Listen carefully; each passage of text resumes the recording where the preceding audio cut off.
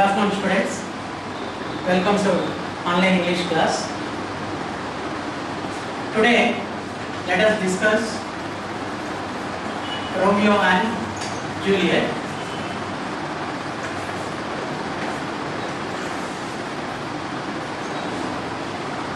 As I told you in my previous class, Romeo and Juliet is the most popular romantic tragedy.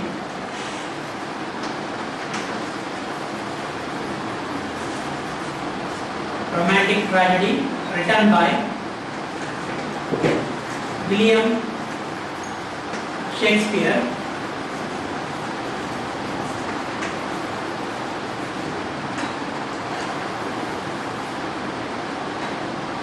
World's eminent poet and playwright, William Shakespeare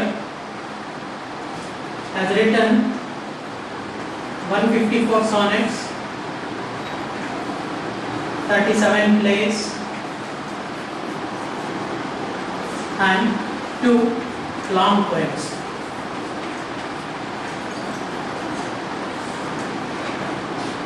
In these 154 sonnets, he has described about fair youth and a dark lady. William Shakespeare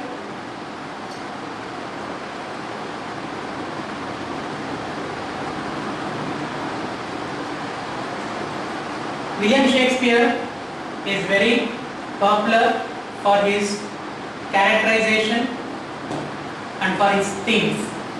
His themes are universal and characters are immortal. Among his plays, Romeo and Juliet finds a special place because of its evergreen universal theme, that is love. Romeo and Juliet, Parvati and Devadas, Laila Majnu, Shahjahan and Mumtaz, etc. If you take the feeling love, so all these couple, all these pair, we need to remember. Among them, Romeo and Juliet is one. In this Romeo and Juliet given extract, there are 2 soliloquies. The first soliloquy is how Romeo expresses his feelings for Juliet, and the second soliloquy is how Juliet expresses her feelings for Romeo. So these are the 2 soliloquies. Before going to the soliloquies, that is the given extract, let us know the complete story of Romeo and Juliet. In this play, in this drama, we have so many important characters. Let us list out the characters. First we have Romeo, then Juliet, and we have Montagues, a noble family to which Romeo belongs, and second we have Capulets, to which Juliet belongs. Montague, one of the noble family in Verona, and Capulet, it is other noble family in Verona. Romeo belongs to Montague's family and Juliet belongs to Capulet's family. After that, we have Romeo's cousin Benvolio and Romeo's friend Mercutio. Then we have Juliet's cousin Tybalt. Then we have a rich merchant of Verona called Count Paris. Then we have a priest, Friar, Lawrence, and the messenger of Friar Lawrence, that is Friar John. Then we have Romeo's friend Balthazar. Then we have Juliet's maid Nurse.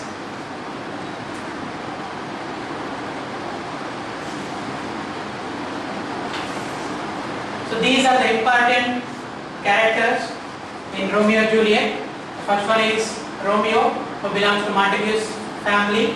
Then Juliet, who belongs to Capulet's family. Then Benvolio, friend of Romeo and cousin as well. Then Mercutio, Romeo's friend. Tybalt, Juliet's cousin. Count Paris, a rich merchant. Then Friar Lawrence, a priest who helped Romeo and Juliet for their marriage. Then Friar John, messenger from Friar Lawrence. Then Balthazar, Romeo's friend. Then Nurse, maid of Juliet. So these are the important characters. Now let us know how the story starts, where it starts, and what happened. The story starts with a fight between the servants of two noble families, that is Montagues and Capulets. In the city of Verona in Italy, the play begins with a fight between the two noble families, that is Montagues and Capulets. Montagues and Capulets, they are enemy family, rival families from the beginning. When this fight was going on, to stop this fight, King Aeschylus arrives, King of Italy, Aeschylus, and he ordered and he gave a decree that the rivalry and the fight between Montagues and Capulets, they should stop it. If they once again start fighting, or once again they start any duel or war, then the heads of this Montagues and Capulet family, the head of this Montague and Capulet family, they need to be punished with death, or they have to leave the city of Verona. That was the order decree given by King Aeschylus. After this, in the story, we come to know that Romeo is in madly love with a lady called Rosalind.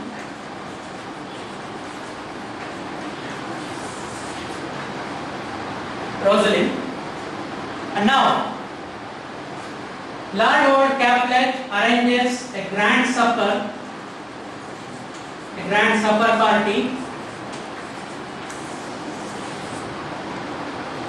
because the rich merchant of the Verona city, that is Count Paris, wanted to marry Juliet, and he asked Lord Old Capulet, but Lord Old Capulet said Count Paris to wait for a few years, because Juliet was only 13 years old at that time.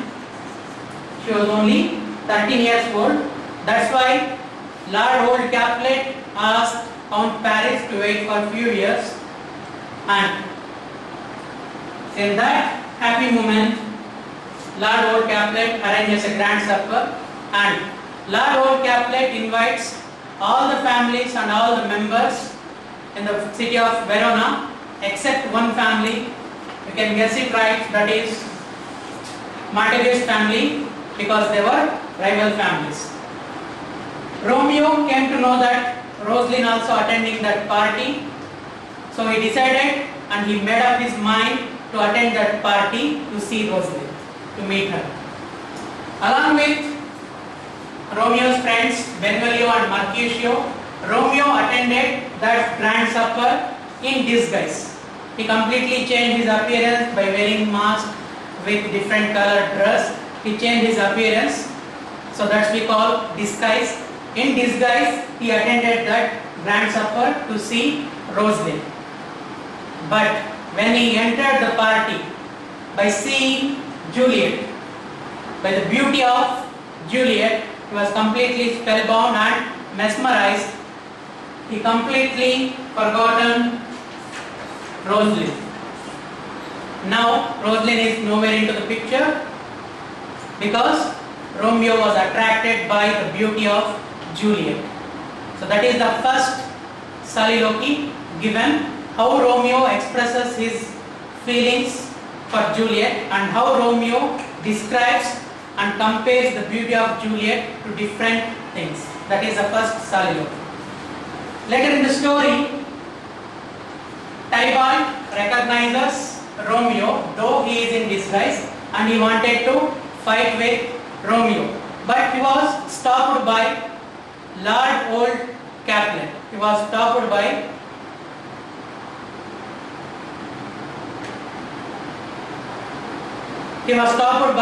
Lord Old Caplet.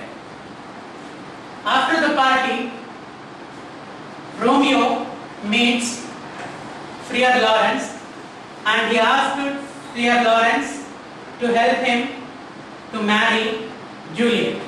Now Friar Lawrence, after listening to Romeo, he is in shock. Why? Because earlier Romeo was loving Rosaline. Now he is saying that he is in madly love with Juliet. This is only because of the beauty of Juliet. Anyhow, Friar Lawrence agrees to help him. Then Friar Lawrence secretly arranges marriage between Romeo and Juliet. Both of them, with the help of Friar Lawrence, they got married. But after the marriage, Tybalt invites Romeo for a fight, which was simply rejected by Romeo because Romeo did not like any violence. First reason, and second reason is that Tybalt is a relative of Romeo. Why? Because Tybalt is a cousin of Juliet. Now Romeo has married Juliet. That means Tybalt is also a close relative to Romeo. That's why he did not want to fight with Tybalt. But Romeo's friend Mercutio is ready to fight with Tybalt. There was a fight between Tybalt and Mercutio. In that fight, Mercutio was killed by Tybalt. Romeo's close friend Mercutio was killed by Tybalt. For this reason, Romeo killed Tybalt. After Romeo killed Tybalt, the king Aeschylus arrived and he ordered Romeo to move out of the city of Verona. He was banished from the city of Verona. And this news was passed to Juliet. After listening to the news, after getting to know that Romeo is not going to stay in the city of Verona, Juliet sends a message through the nursemaid. What is the message? That Juliet wants to spend a night with Romeo. Their marriage night, they want to spend together. The nursemaid had conveyed that news to Romeo, and Romeo spends a night with Juliet. Later, the morning, Romeo leaves the city of Verona and he went to a city called Mantua. In Mantua, he just settled there, wanted to live there as he was banished from the city of Verona. Later, Count Paris wanted to marry Juliet now itself. Because of all the issues, the love between Romeo and Juliet, Lord Old Caplet agrees for it and he arranges the marriage in the next 3 days. Without having any other hope. Why? Because Romeo is out of the city. Juliet goes to meet Friar Lawrence, the priest who helped Romeo and Juliet for their marriage. Juliet went to Friar Lawrence and told him that their parents forcing her to marry Count Paris, and now she is saying she cannot live without Romeo, and she wanted to live with Romeo.